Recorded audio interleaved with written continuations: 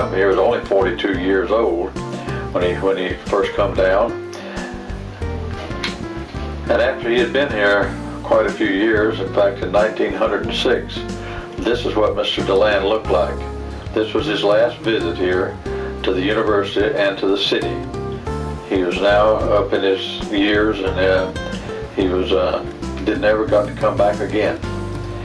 This is his first wife, Mary Millard, who died when she was out. They'd been married only 2 years, and we really don't know what she died of. And this is his second wife, Sarah. Sarah bore 4 children, 2 which died in infancy. And this is the older. This is a boy. This is Harlan. Harlan died at the age of 39 from tuberculosis. And this is Helen. Helen lived to quite a ripe old age. In 1952, she was honored with a degree from Stetson University in letters. And this is the family's coat of arms. There's 3 brothers originally came from France to the United States and settled in various parts of the country eventually. And this is, you can see the name is not spelled the way we spell DeLand today. But in their genealogy book, this name was spelled 28 different ways. So it has been through a lot of spellings in its life. Now this is Helen and Mr. DeLand out at the end in another town that he founded, which we will see in another series of Lake Helen. Now when he came down here, he often stayed at the hotels here, and this is one of the hotels that he was staying at. This was one of his brother-in-law's hotels over on the corner of Clare Avenue and Ridge. It's the Oaks Hotel, and it was his winter place while he was down here. To our knowledge, Mr. DeLand never lived in a house here. He lived in the hotels while he was down here. And there he is in the last picture was taken of him with a group of the old settlers. And to be in the old settlers then, you had to have been living here since 1878 to belong to it. And it met every year, just once a year, up until 1926, except during the First World War. And Miss Hattie Austin, who was sitting there to his left, was a lady that kept the minutes, and we still have those minutes today, and they read like the history of the city in its early years. This was his home in New York, in Fairport, his home. And that house is still standing today. It's called the Green Lantern Inn today, and it's a restaurant. Now you can't go in there and sit down and enjoy a meal. You have to belong to a group or a club or having some type of an affair to be able to eat in the restaurant, such as wedding parties and things like that. And this was his business, the bacon powder and baking soda business that he was in with his brother to begin with. And then his brother's son took over his share of it, and they were in business together. Just right on the Erie Canal. And he wanted to take a vacation in 1876, the first vacation he had ever had in his life. So they were going to go down to Walterboro, South Carolina, and visit his sister and brother-in-law, Mr. O.P. Terry. But when they got there, Mr. Terry was down in Florida. He had bought some land down here, and he was down there making arrangements to have an orange grove set out on it.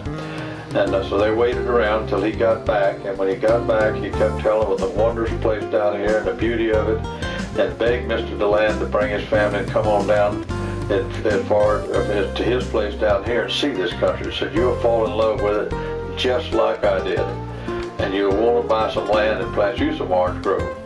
Now, Mr. DeLand, I don't think thought about it growing oranges, but he decided to bring the family and come on down and see the country anyhow. A railroad to Jacksonville. When they got there, they had to change over to a steamboat because the train did not go any further south at that time. They got on the Hattie, which belonged to Jacob Brock, was named for his daughter, and they started down up the St. John River. As you know, it's only one of 5 rivers in the world that flows to the north. Well, Mr. DeLand was very unimpressed with the St. John River, with its muddy banks and low, swampy area all around the banks. He didn't think much of it. Didn't look nothing like the beautiful rivers in the north where he come from, with its high banks and the hardwood trees all along it. So he was very glad to get on down the river to Enterprise. Now this is a Jacob Brock's hotel in Enterprise, and the Brock House. They arrived there on April the 7th of 1876. They signed into the register there that night, and the next morning they got up and ate a hearty breakfast and got them a horse and buggy and started out for Mr. Terry's property. Now, Mr. DeLand really wasn't impressed with this property. This was the land between Enterprise and Orange City today. Now, this was what we would call the Enterprise Road today. And this old white ball bearing sand and this scrubby land, Mr. DeLand said, this is the worst country I've ever seen in my life. You can turn this wagon around and or buggy around and head back to Enterprise, and we'll catch the boat back to Jacksonville and get out of this. And Mr. Terry said, wait, just hold on. I said, it's going to get better just if you would just give us a little while. They continued on, and pretty soon they came into a high pine ridge.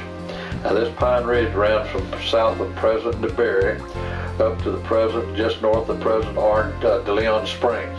It was about 6 miles wide, its widest point. Now he was impressed. Now, this was the kind of land that looked to him much like his native New York state. It was almost like a park under these big yellow pines. It burned off at least every 2 years, and most of the time every year. So there was no oak or other hardwoods in it, just nothing but pine. He said, this looks great, let us keep going. And just a little bit, they came up to Orange City. Now, this little town had been started 4 years earlier, or 2 years earlier, in 1874, by the Wisconsin Company. And he liked this. He could see people working. He said, a lot of hustle and bustle here. I love hustle and bustle. Let us continue on. So they continued on to probably where Mr. Vincent lived, which would up be near Taylor Road and DeLand today, and the truck route. What is a truck route? Now, Mr. Vincent had been one of the first people to move into this area, and he was also about the first person to join the Confederate Army when the war broke out. And he went up to the Army of Virginia with Lee and served with Lee during the whole entire Civil War. When it was over, he was one of the few enlisted men who was invited in to watch the signing of the papers there at Appomattox. When he finished that, they were given a picture of Lee and his horse, and that had been preserved. And it was in a museum up in North Florida, but I understand the museum moved. But Mr. Vincent was very cordial to them when they came by. They continued on up to Lake Beresford to Mr. Alexander's home on the lake there, and then on Lake Beresford, which is part of the St. Johns River chain. And he had a little dock out there where the boats came in and unloaded freight and stuff. And he was also in the process of building a house there at Lake Beresford for the people to stay in. Because when people come to these places, they had to have some place to stay till they could either build a house or buy a house or something. So most every landing had a hotel or a boarding house or something for people to stay in, and this was no exception. And while they were there, they went over to the little store that had been started over to just buy his place. And while they were there, Captain John Rich came in. Well, he had just built what would be the first cabin within the first corporate city limits of DeLand. And they got talking with him, and he invited them to his home to spend the night. And they were very glad to do that. And while they were riding there, Mr. DeLand was looking out through the beautiful pine trees, and he was thinking about little houses sitting amongst those pines and putting orange groves around them. And of course, he didn't think about them cutting the pine trees down now. He figured they'd stay. But when they got to Captain Rich's house, they went in, and Mrs. Rich was so glad to see him because she didn't get to see many people in the north, and she was just hungry for news from up there. She immediately went out in the yard to her walking deep freeze and caught up a couple of chickens and killed them and fried them up for supper. And it was mighty good eating. That night they made a pallet on the floor, because back in that day folks didn't have no bedroom except what they were sleeping on, and so they put pallets down if they ever got company. Just like when you were kids, a lot of the older people, that's where when you went to see grandma or grandpa, you slept on the floor on a pallet. Mr. DeLand and Mr. Terry were no exception then. And Mr. DeLand talked about he stuck his fingers out between the cracks in that log cabin, and he could feel the cool night air. Now remember, this was on April 8th of 1876. The next day they got up and started riding around, and they came back to the cabin when they got through. And let's look at a few pictures of the cabin here. This is that's probably one of the first Afro-Americans in the area standing there, and Mr. Rich is over at his horses over there, and they see the young orange trees that they've already planted here. cleared up some of their property. Now this property is located just about where the Catholic Church is on West New York Avenue today. Mr. Vincent helped him build this cabin. And one thing that Mr. Rich did not like about this country, he had no water. He wasn't on a lake, there wasn't any lake around him even. Now, he had to go to the nearest lake, which would probably be out around Lake Gertie. And that's where he would get his water from, in those barrels that you see sitting under this little shed. Well, the well digger finally come here, and it could very well have been one of my great-grandfathers, because he was a well digger. But immaterially, somebody dug him a well. Now, he was very impressed by this well. When they got it done, you can see the bucket hanging down over the top of that, just past that top of that barrel. There's a wooden bucket there. They lowered that bucket down into the bottom of the well and filled it up with water and drew it up. And Mr. Rich's explanation was, this is the greatest luxury that a man can ever hope to have, is a well outside of his house where he can drop a bucket down in it and get water anytime he needs it and not have to haul it in them barrels from a lake. Now, some little kid asked me one day, said, how do they flush the toilet with that thing? I said, I'll show you about that in a little bit, son. Now, the cabin and the trees growed. You can see the trees are bigger now. But Mr. Rich did not stay here. He got a job with the St. John's River people up in Jacksonville, the Port Authority, and he and his family moved up there. But he sold his house to his father-in-law, who was Serenius Wright. Now, Serenius is standing right behind the little girl in the white dress there. You can see his white beard shining there. Now, Serenius was very instrumental in this city, as you'll find out in a few minutes. This is Clara Bell Rich, the first child born in the land. Now, Clara Avenue was not named for her, that was named for her mother. And Rich Avenue, of course, named for Mr. Rich. She's a very pretty lady. In 1882, the townspeople met in Mr. Serenius Wright's cabin, held a meeting there with the idea of forming a city. Now, Mr. DeLand was not even president. He was back up north working with his soda business and getting ready to sell it out so he could move down here and he'd stay down here all winter. Now, that night they voted to form the city. They adopted the town council.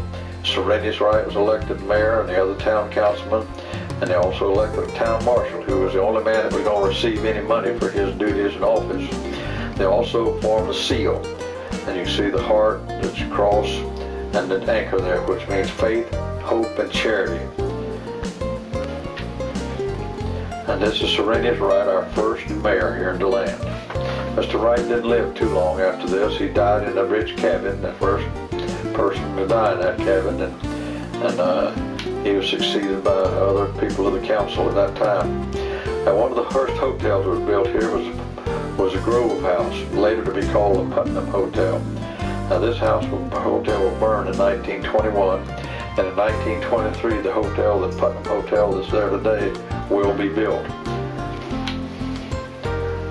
This is the Floral Grove Hotel. It's set up just to the west of this, up on the corner of Clara Avenue and the Boulevard, New York Avenue, where the bank is sitting today.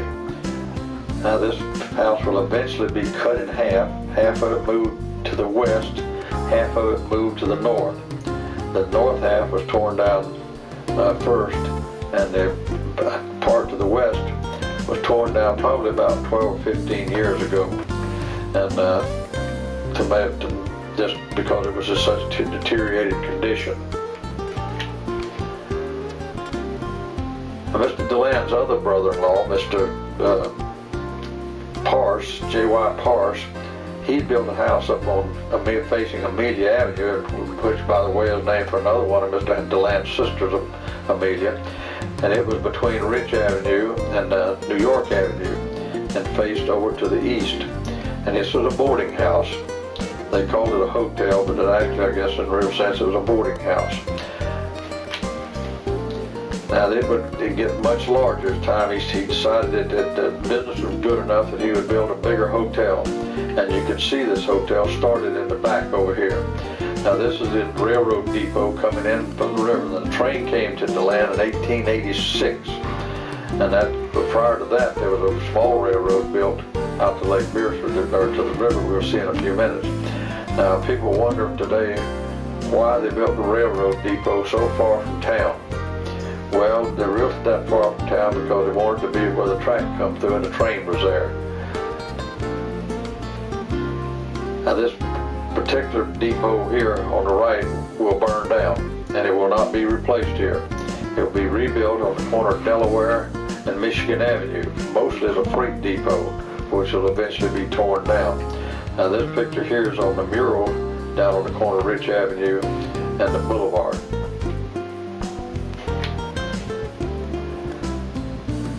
And you can see Mr. Parsons' hotel. He called it the Parslin. This is looking at it from Alabama Avenue up to the hotel.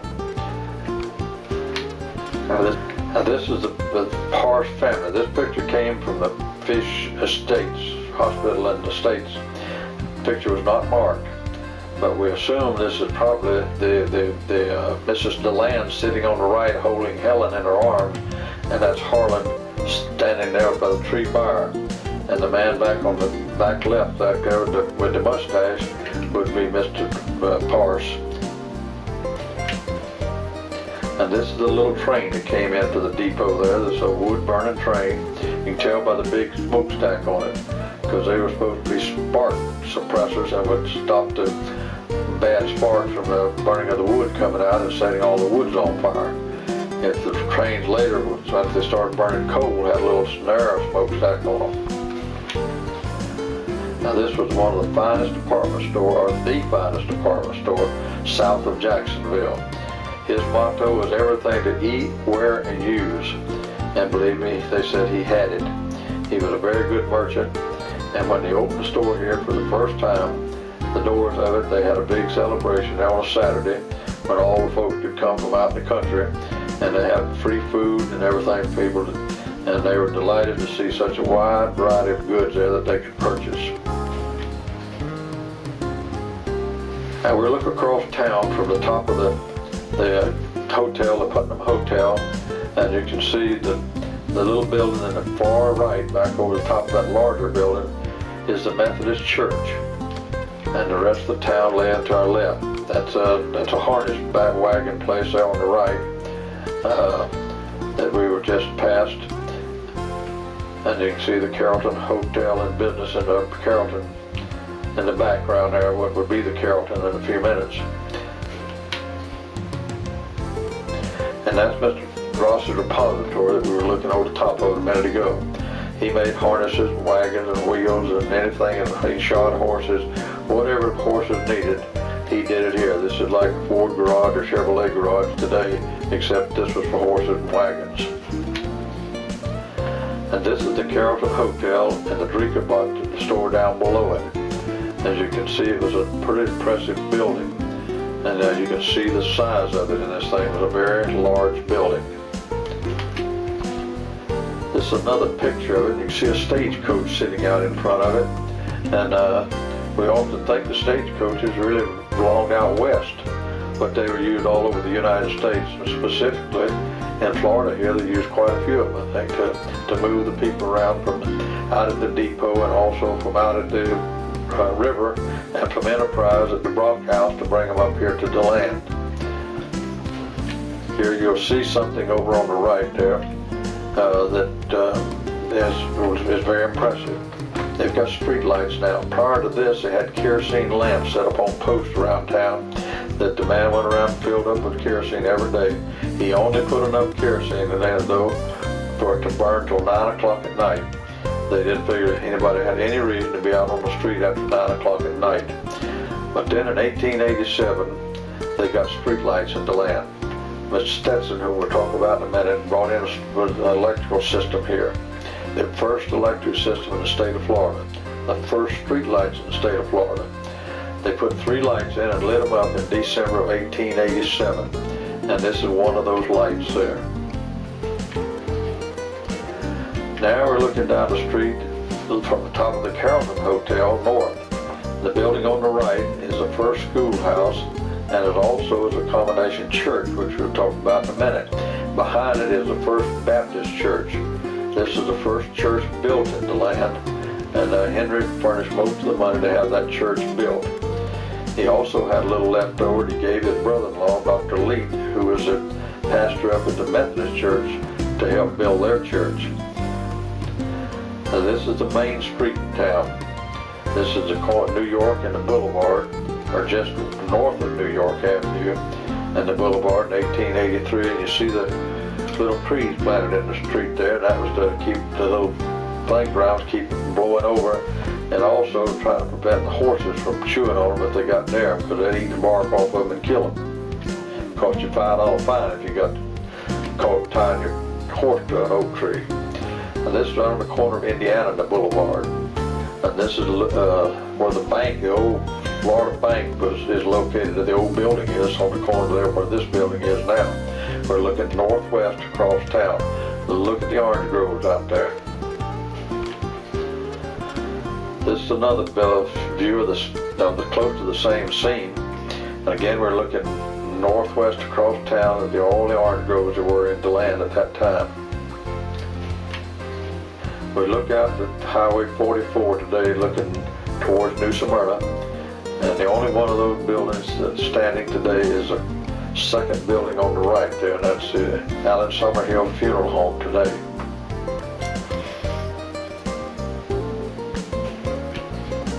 It's a little bit later time now that you see the street is beginning to take a definite shape to it. But look at the water standing around the livery stable.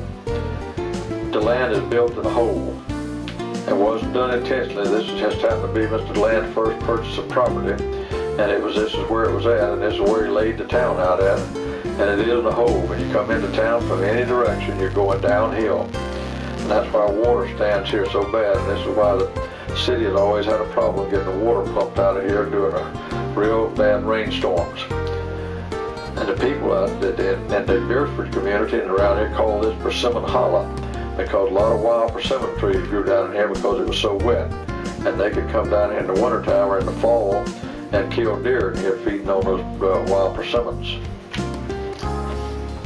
This is one of the local livery stables, and you notice the ladies riding side saddle.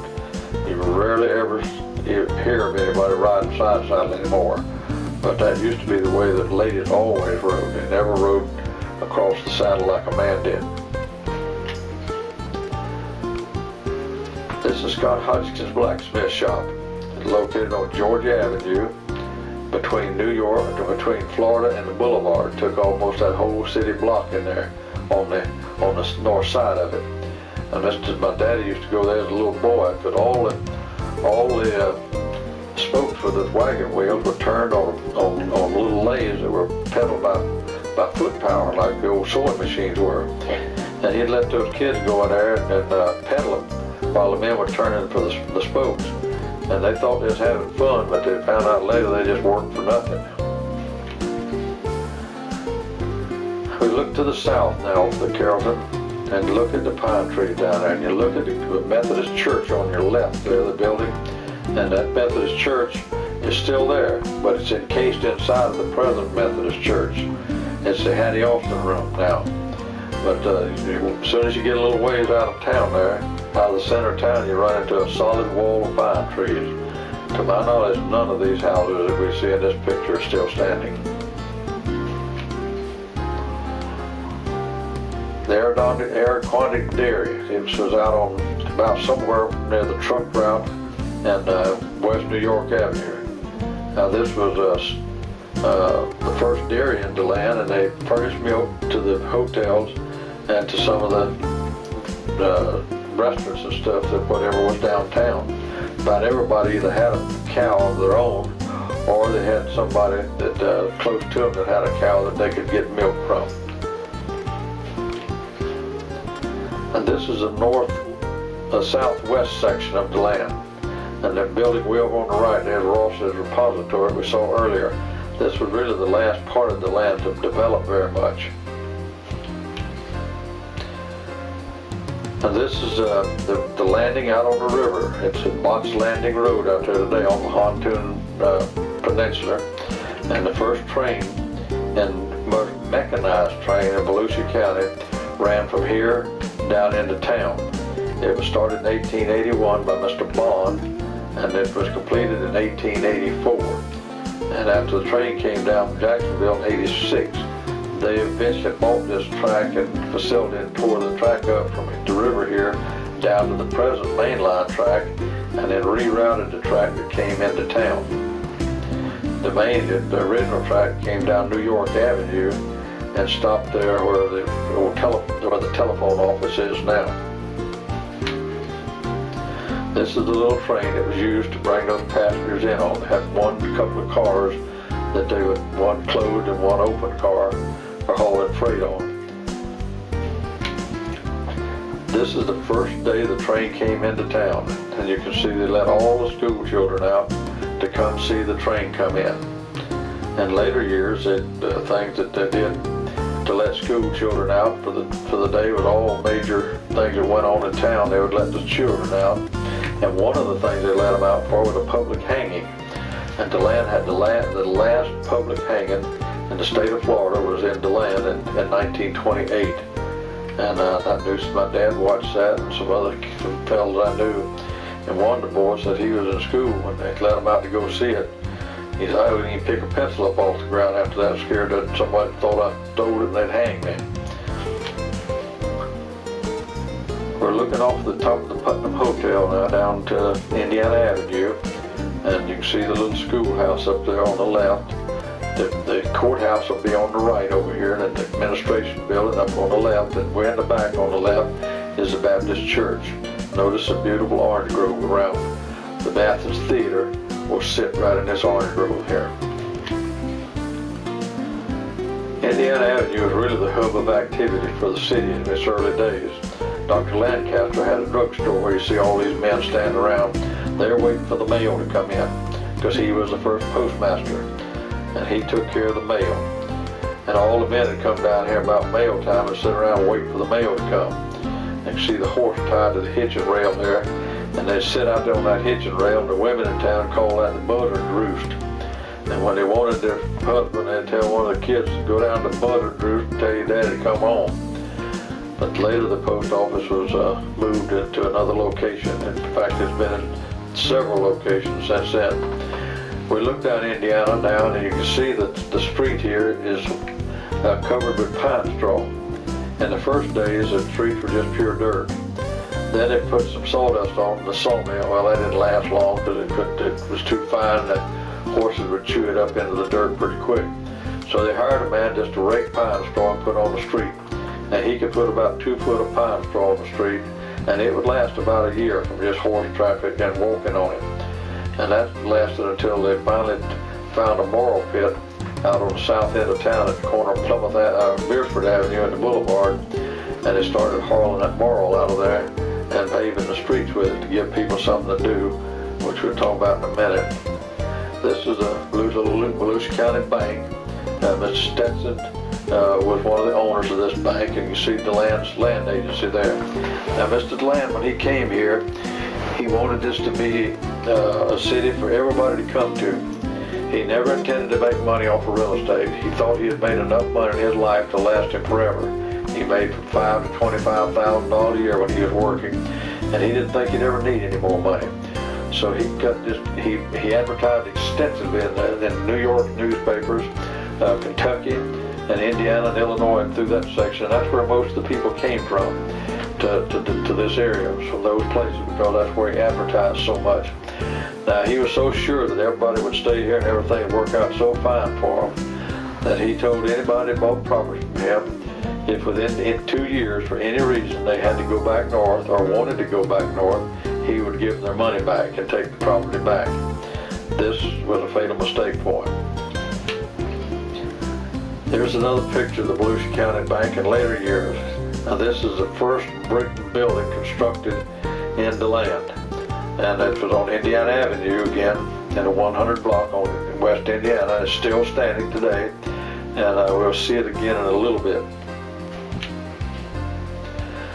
And this is a department store located on the corner of Florida and Indiana Avenue, where the county administration building is today. This is Miss Hattie Austin. Now, this little lady, when Mr. DeLand came back here in 1878 to visit the town again and start laying out a city. Now, he bought his first piece of property from a fellow and my wife by the name of Hampton. He and Mr. Terry met him on the day they first got here, and were going out to visit his property out where the airport is today, was where Mr. Terry's property was at. And while they were going out there, they met the Hamptons, and the Hamptons were wanting to sell their property. They had proved up on their homestead. They wanted to sell it and go back to Brooklyn, New York, their home. Mr. DeLand struck up an agreement with them, and he bought their property for $1,000. And that property today is bounded by Minnesota, New York Avenue, Rich Avenue, and Amelia. They went back to Brooklyn, and not shortly after they got back, they were killed in a theater fire. It took him about 4 years to get clear title to the property, but he was selling it anyhow because he knew he would eventually get that. When he come back in '78, he met Miss Hattie Austin riding around the street in a two-wheel cart pulled by an ox. Well, this was a favorite mode of transportation for women because the ox didn't shy and run from a loud noise or a snake like a horse or mule would, and the two-wheel cart got along much better in the sand than a four-wheel one did. Well, anyhow, he asked Miss Austin what she was doing. She says, "I'm out trying to collect money to build a schoolhouse." He said, "Well, I'll tell you what I'll do." He said, "I'll give you the money to build that schoolhouse with and a place to build it if you will let it be used as a church on Sundays." She agreed to that. He gave them the money for $400, and the men had to build it, which they did.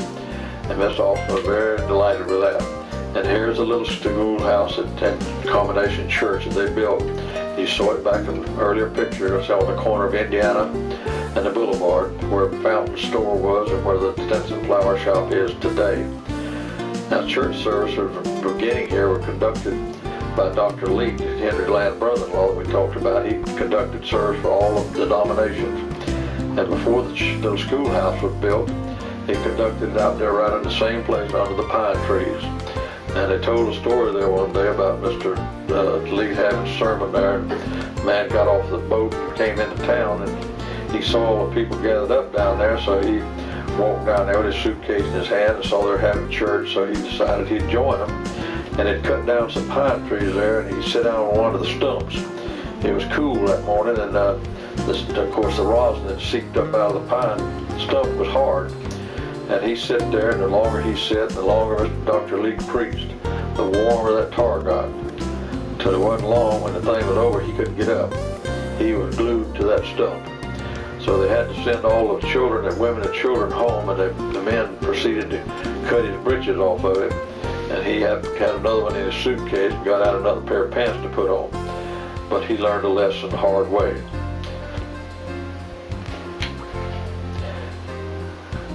And that's the first teacher in DeLand. She was here for 2 years only. That's her sitting in the front there, and her brother and another lady sitting in the back. And they're down at Lake Beersford. Probably living there. She was probably living there at Mr. Alexander's house at the time that this picture was taken. Notice the palm fronds and the oxen's harnesses around their head, and that was so they could shake them and get the flies off of them. And this is the First Baptist Church. Now, the First Baptist Church, as I told you, was built by Mr. DeLand, and he wanted to do something that would make this town different. He asked his good friend, Mr. Codrington, what he should do to make this town different from all the other towns that were growing up in Florida. And Mr. Codrington was a very highly educated man from Harvard University. And one of his forefathers was one of the first people to come over to this country. And he stopped at the Barbados Islands. He didn't make it to the United States. And he started Barbados College, the Codrington College in the Barbados Islands. It is still standing today and still a college there. And it is the oldest center of higher education in the Western Hemisphere. Well, Mr. Codrington said, well, Mr. DeLand, if you want to make it different from the other cities, you make it a center of learning. And he said, you know, that is a good thought. And that's where the Athens of Florida came from. And he got Dr. Griffin to come down here from Rochester, New York, to be the preacher at the First Baptist Church, and also to head up the school that they were going to start there. And they started it in the reading room of the First Baptist Church, and in the first year they had about 30 students in there. Mr. DeLand went down immediately, and this would be 1883, and built DeLand Hall on Stetson, what is today the Stetson campus. This is the oldest institute of higher learning building left in the state of Florida in active use. It is also the oldest private university in the state of Florida. It's a good thing he built this because he had about 80 students. Now we look at it from the top of this building towards town again, and you see the one large house in here. This was built by Dr. Moore. And this building was later torn down by a shoe manufacturer from New England, and the house built there that stands there today, the present Stetson University's home. And you see Elizabeth Hall will be built right there where it says this, and that is built by Mr. Stetson and named for his wife. We look downtown from up there, and you can see the wooden sidewalk on the left, and you can see the red ruts here in the road, because when they got ready, when they shelled the road after 1885, there was a severe freeze in Florida in 1885. It didn't kill the orange trees, but it took all the fruit off at just the time they were going to be picked. Now this was a severe blow to the economy of the area and to the people here. That's when Mr. DeLand put a lot of his money out, because a lot of people went back north. There was nothing for them to do. No welfare and no other kind of businesses but the oranges. But they went down and found them marl pits, and they paid men to go down and dig that marl and put it on the roads to give them something to do, so they wouldn't all leave here and just completely desert the town. But when they did the boulevard, the row of oak trees were down the middle, so they only shelled one side of it. And on the other side, you can see here we left the dirt, because the horses, the unshod horses, could use the dirt side, and the shod horses could use the paved side of it.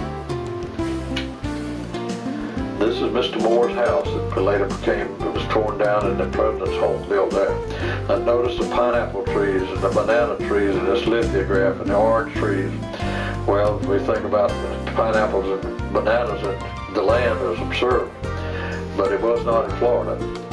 They still grow a few bananas around, and people do as a novelty, but very few people grow pineapple. But at one time, Florida was the largest producer of pineapple in the United States, and was until after the Second World War, when Florida became then they just gave it up, because Hawaii and Puerto Rico and Cuba and them could grow so much cheaper, because they didn't have to worry about freezes at all. But there was thousands of acres of pineapples grown down on the East Coast and almost on the Tampa area up until that time. So the pineapples were not absurd. Of course, these people painting these lithographs, about every tree they had that you put out, they always had oranges on it, because they thought every tree did have oranges on it. This is a house that's also called the DeLand House. It's sitting on the corner of Michigan and the Boulevard in the northwest corner. This later became a boys' fraternity house. And when Stetson bought the house there where the Moores place sat for the president, J. Ellie Edmonds, these boys, of course, being boys, they'd have parties and rumpuses over there. And Mr. Edmonds couldn't sleep, and he couldn't stand it. So one summer, while these boys were all gone back home, he had the house torn down. When they come back, we had to hunt a new fraternity house, but there wasn't one there. This was after the freeze in '85. You can see the people buried the oranges for why they did that, but they did, covered them up. But notice the trees now, the leaves that fell off of them. Now they could always tell if the orange tree, if it was killed or not when the freezes came. If it shedded its leaves, all the branches the leaves fell off of was green still, and they would come back. But if the leaves didn't fall off and just hung there brown, the tree was dead. There's no sap come up in there to push the dead leaves off, and they had died. But these did not die. They came back and they produced a crop the next year for those who could afford to stay the other year. This is the Masonic Temple. It was right on the corner of New York and the Boulevard in the northeast corner, across from the Carrollton Hotel and the Drinker Building. Large wooden building again in there. This is a live picture of it right on the corner, and where that horse is standing there with the wagon closest to you. When in 1886 or 87, they had the worst earthquake on the eastern seaboard of the United States that was ever recorded. And it was centered around Charleston, South Carolina. But the effects of it was felt all the way into DeLand and further south even. And Mrs. Parse wrote a letter to her son up in New York telling him about the earthquake that broke a bunch of her dishes and broke some windows out of the building. But she said the next morning there was a 25-foot square, a round hole, and about 25 foot deep, right in the middle of the intersection of New York and the boulevard, almost where that horse is standing. And they had the men had to go out and haul dirt and fill that hole back up before they could use it again. So when you're sitting there in the middle of the boulevard in New York, think about that hole there. That's Wilcox's saloon. Wilcox moved that saloon from Beersford up here. And you can see these two bottles. These are evidently bottles that were given out at Christmas or sometime, because there's been only about a half a dozen of them, if that many, ever found. The one on the left was dug up in DeLand here. The one on the right was found in a privy in Indiana, when a bottle digger was digging out an old privy and found it. One of the fellows here bought that from him. In September, I think it was about 26th of September, at 2 o'clock in the morning, somebody sounded the alarm that there was a fire in downtown DeLand. Well, the fire started in Wilcox's saloon. It was a sawdust floor in the old saloon, and there was probably a cigar dropped on the floor there. It was still burning. And that old fat lighter sawdust finally caught on fire about 2 o'clock in the morning. There was no wind blowing, and that's the only thing that saved the whole town from going up. But the alarm went out, and everybody that heard it came, and they formed bucket brigades and everything to try to stop, to keep the buildings on either side of Indiana and New York Avenue from burning. And the building you see across there is that first brick building was built in DeLand, and it's still standing there today. They fought the fire. The Drinker building was probably the most susceptible because of the big Masonic Hall right across the street. But they had a cistern up on top of the building they called rainwater, and there was enough water there that they hung blankets down all over the side of the building out the windows and kept pouring water down on those blankets. Well, the fire didn't last for 2 hours. It was out. It just burned. That fat lighter pine burned up just like gasoline.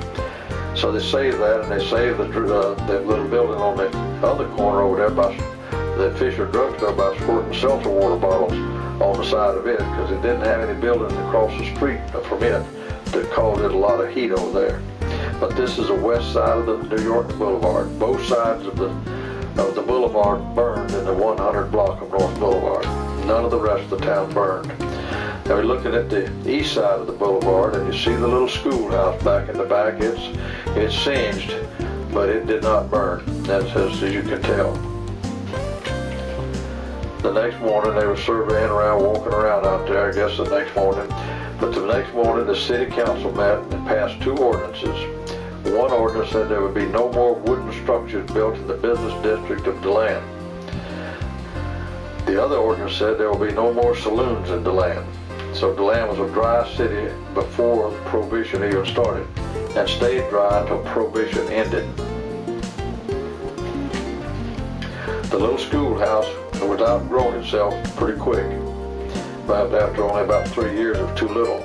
So they built one down on Amelia and Church Street, and they picked up the old schoolhouse and brought it over up Indiana, West Indiana Avenue, and set it up as a fire station. And it served as a fire station until about 1921 or 22, when the City Hall was built and the fire station was put back a bit. Now these fellows here are wearing Confederate uniforms for their fire uniforms, and I guess that's all they had. They were more symbolic than they were anything else. And there they are at the 4th of July parade. Because when these old pine buildings caught on fire, there wasn't no putting them out hardly. Especially with the way they had to work with back then, or what they had to work with. Now Mr. Carnes is one of the leading builders in DeLand. He had a sawmill up on the corner of Rich Avenue and Amelia. And he also had this office in the area, and where he sold all the things that he sold. He was also an architect as well as a builder. He built a lot of the buildings at Stetson. He built a lot of them that's on the boulevard in downtown DeLand, and he built a lot of the early homes here. This is his shaving mug. You see his name on it there. And you can see his old sawmill there that painted on the mug. Charles Benton found this mug digging bottles up in the area. The handle broke off of it, and he threw it away. Mr. Carnes did. And this is Allen's Furniture Store. It was on the 100 block of North Boulevard on the north side of the street. It was later incorporated into the McCrory's Dime Store. And Mr. Allen would bury you, or he'd sell you a bed, or any other furniture you might need. And he was also the funeral director here. There's some of the men standing out in front of one of the stores along there. The facades on the stores up top never hardly changed in the whole history of their being there.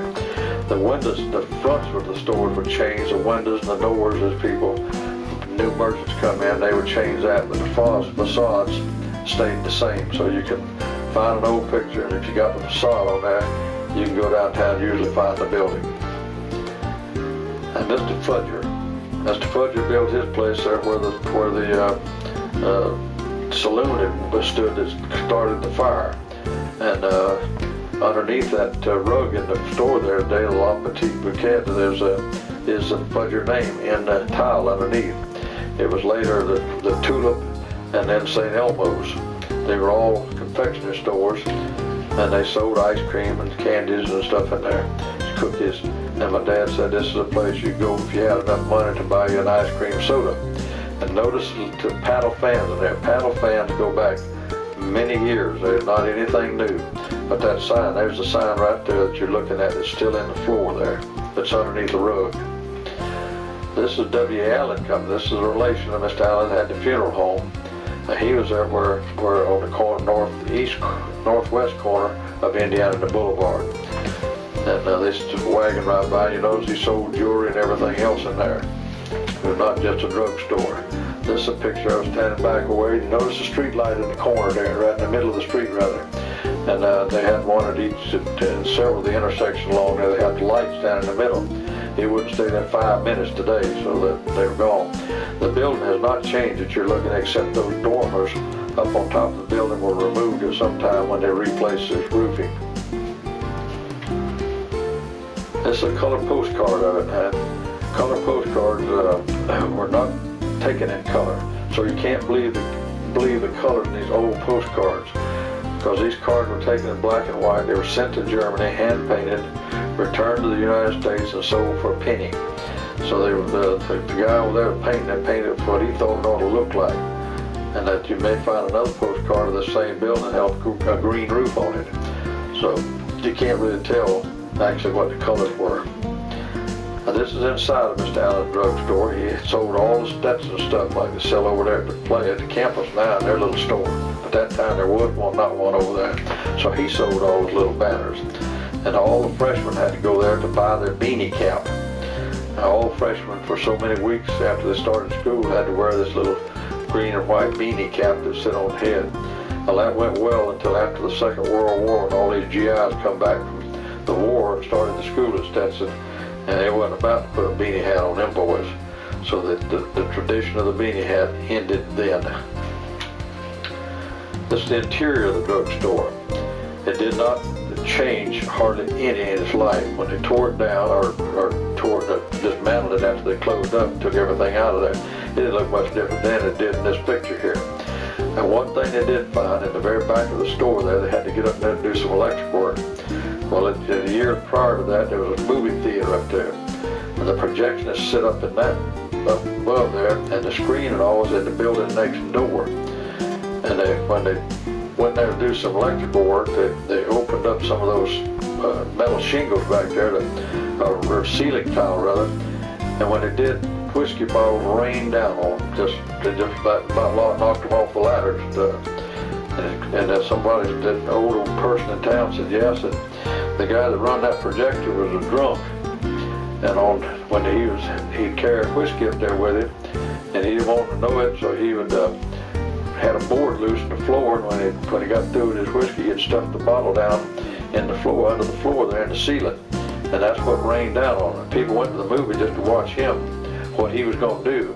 Because back then, film broke real easy. It was a celluloid film, and it broke, and he'd had to splice it back. And he'd get it upside down and backwards and every other way. And people said it was just absolutely hilarious. The film itself wasn't worth a flip. But what he did to it was worth the admission any time.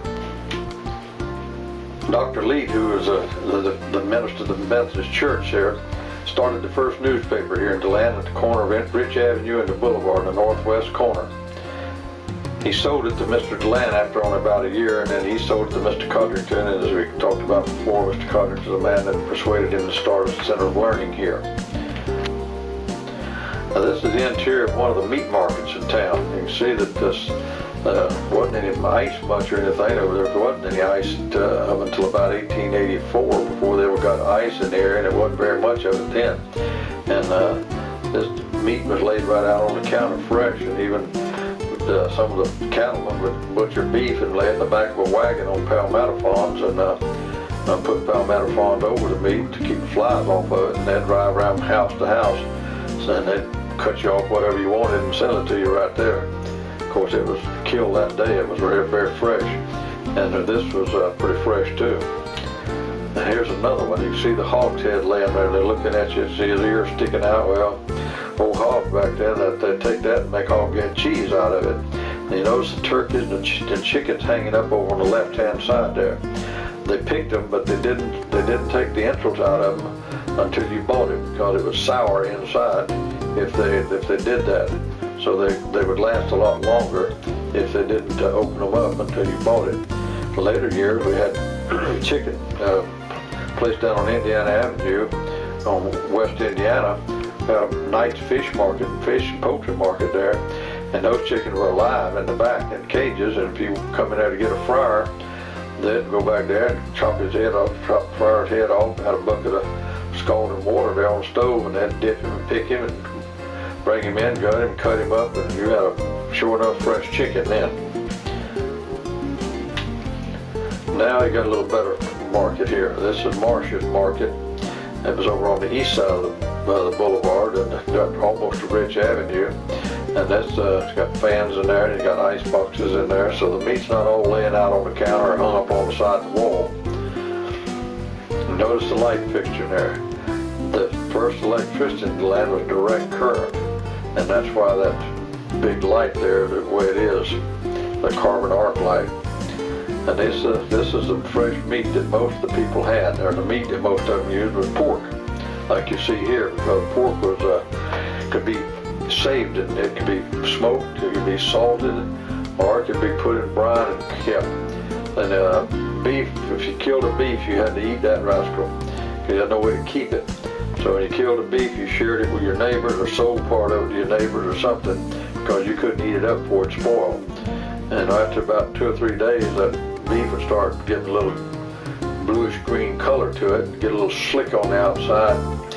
That's when you take and chop it up in little pieces and add a lot of the red beans to it and chili peppers and make chili out of it, because once you did that, you put all that stuff in there, you couldn't taste that the beef had already been picking up from being laying out so long. So when you eat chili, think about that.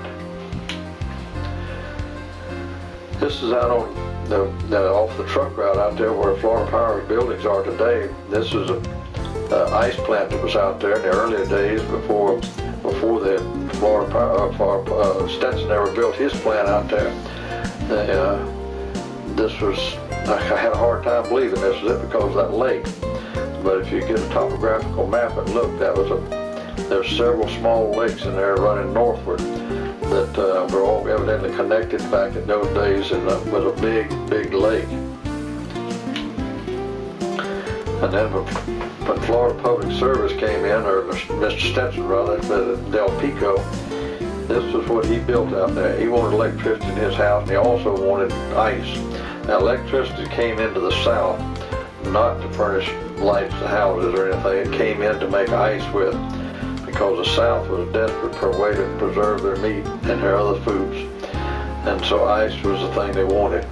Now all the first ice plants were built, or rather, so all the first electric plants were built in conjunction with ice plants, just as this one was. And as they produced more electricity than the ice plant would use, they sold them to the cities to make for street lights. And then people saw the street lights and they wanted electricity in their houses, and because thus began the business that ate up its parent, which electricity did away with the ice. Prior to that, only ice down here came by boat that was sold out to lakes up north. Now the ice machine and the air conditioner was invented by Dr. Gordy in Apalachicola, Florida, and he just couldn't use it because he had no way to run it for many years, and he really has not ever been given the real credit that he should have had, because the air conditioner was what made Florida. If it hadn't been for the air conditioner, we would still be a small state down here, because people would not come down here and stay because of the heat. These are the fellows pulling ice in that ice plant. I pulled ice out of this very ice plant back before I went into service at the beginning of just before this war. And they pulled at 300-pound blocks. Then they're scored into blocks of 100 pounds, 25, and 50 pounds. So they chip out real easy. There's 4 blocks, the first 4 blocks of ice they pulled out of Mr. Stetson's plant here. And you can see the black bass, the New York newspapers, a bunch of roses, and a bunch of oranges, and another one. This is the intersection of Alabama and East New York Avenue, looking up at the College Arms Hotel. This was the Carrollton. Mr. Stetson bought this in 1896 not the Carrollton, it was the Parslin Hotel. He bought this from Mr. Parsons' family and continued to build this up till it became one of the finest hotels in the South, with one of the finest golf courses in the South to go with it. It was torn down and a fish hospital built here. It's torn down, and right now it's vacant, contemplating building a justice center on the site. The sign on the left over there says it's a $5 fine to tie your horse to that tree or any of these oak trees because they eat the bark off. The little sign under it is advertising brown mule chewing tobacco. This is down on the corner of New York and Boulevard now. The old Carrollton Hotel and the Greeker building were rolled back on logs to the south. You can see the very edge of it back in the back of that building. And the building is there today. The South Trust is in today. Was built on that site in 1909. Now this is one of the finest, the picture I like the best of any of them. And somebody said, "Why do you like it?" I said, "I don't know, I just like it." And I guess I don't have to have no reason, but I just like it because to me it exemplifies what a small city back at the turn of the century would have looked like down here. With the horse standing up under the tree in the shade, one wagon down there in the middle of the street, and nobody around. It's probably in the summertime and it's hot, and the people are staying out of the heat. They're not in any air conditioning, though, because there wasn't any. But at least they were out of the heat. And now it's all been ruined. Here comes the first automobile in the DeLand. It's a little runabout. You can see it has a steering post instead of a steering wheel, or to guide it with. But this was the thing that scared the horses and mules to death on the street. But it was a new way of transporting people around. And this is a land rush in 1912. There's a big poster hanging way back down the back of the street there, advertising a land sale in DeLand on this day. And you can see everybody downtown to come in to bid on property. This will end our session on the early founding of DeLand by Henry.